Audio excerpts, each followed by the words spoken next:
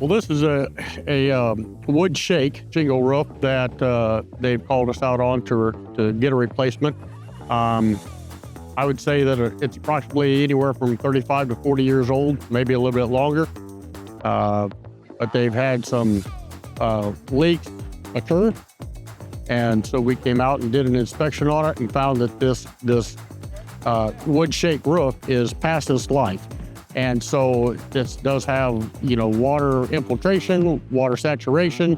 With the weather here in Indiana, it's just beat to a pulp already. So they've asked us to come out and give them a bid, and we're out here doing, installing a Owens Corning duration shingle, which is a 35 to 40 year shingle itself, and is a really good shingle.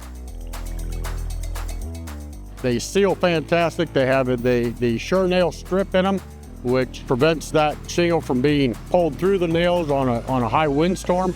With the sure nail strip in that shingle, the 6 nail pattern that we use gives it a higher wind rating.